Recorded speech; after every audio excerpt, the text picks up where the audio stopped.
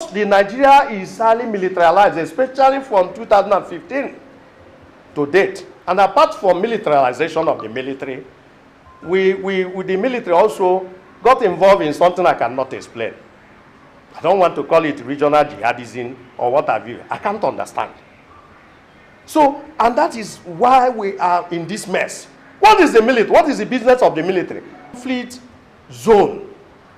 A country, a zone, a region that is in conflict, their management differs. You get? So the military has no business. The involvement of military in a led process is not a plus for Nigeria. What do they know?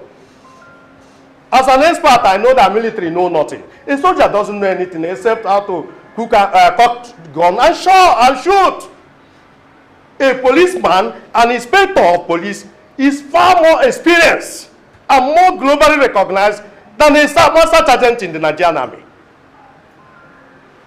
There is something we call proactive policing, preventive policing. Every aspect of policing mustn't be reactive and medicine after death. So these are the problems you have. So we cannot begin to clap for Nigeria. You are deploying military for what? What do they know? Some of us are more generals than them in terms of intellectualism, military intellectualism. They don't know anything. So that is the situation. So we cannot be clapping for Nigeria that they are deploying a military. I mean, have you not watched where countries undergo humanitarian crisis? Have you ever seen soldiers, their soldiers carrying ammunition, arms? They will be civilized. You see them helping. They are in a humanitarian mission, carrying people, attending to them. Those of them that are medical personnel, nurses and what have you, we start attending to victims. That's the work of the military. Yeah, you just get AK-47, AK-4, and what have you. I don't want to, you know I'm a born again, I don't want to say much. Thank you. Okay, I think you just took care of the question of that was Ken's second question. But even at that, I just saw something I'd like to draw your attention to. I am sure it is deliberate, but I seek clarification to it. Yeah. And it is in the second page where you said, Southeast Presidency, not winner take all. 19 top seats must be shared by 6 regions.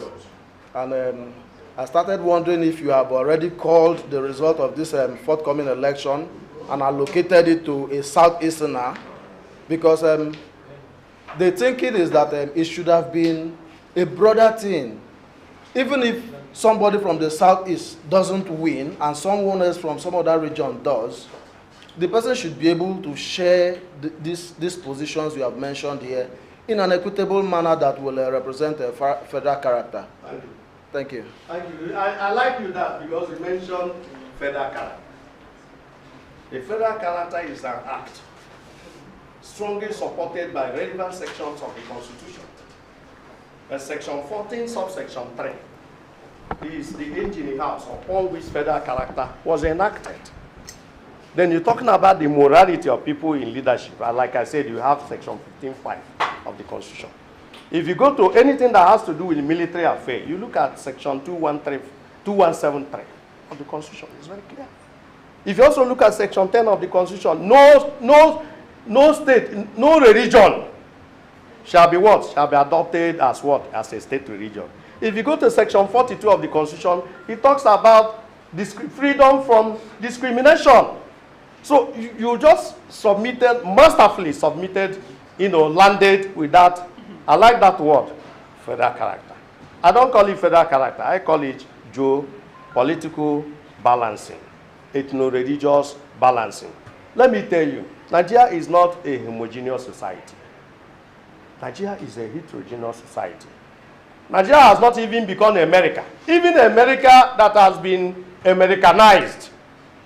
Because somebody say, well, who is America? Who is an America? What is America? I say America is a melting pot where people from all walks of life come and be melted into the melting pot and be reformed to become Irish Americans, Polish Americans, Chinese Americans, and what have you. So coming to this particular question, this particular question of yours, Nigeria is a heterogeneous society. History should be done pluralistically. That's the law. The law is that. It's not even only by convention. It's by the constitution. It is constitutionalized. I forgot to use the word there. There is a word in that text. Born to rule and born to be ruled. You may not know the consequences. This idea of born to rule and born to be ruled, it has been responsible for what is bedeviling the country. You may not know it. Term, medium term, long term consequences. You think you can manipulate. After manipulating, what happened? Look at what is happening in the country. So what I'm saying is that it has nothing to do with what brotherhood is take and I take. Power is given and not what? Is taken and not what? Given. Take and I take.